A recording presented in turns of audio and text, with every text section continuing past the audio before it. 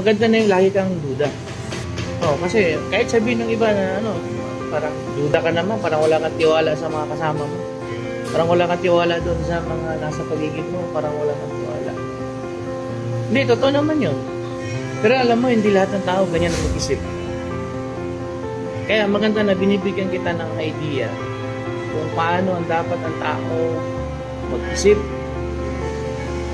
Lalo na sa panahon natin ngayon. Katulad yan.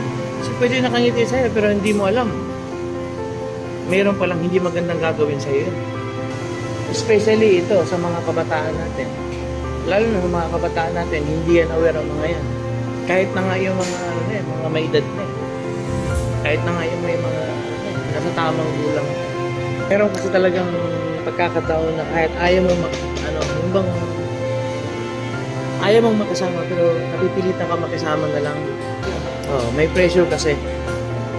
So, yun ang lesson. So, maging aware kayo sa lahat ng ginagawa niyo. Awareness mahalaga.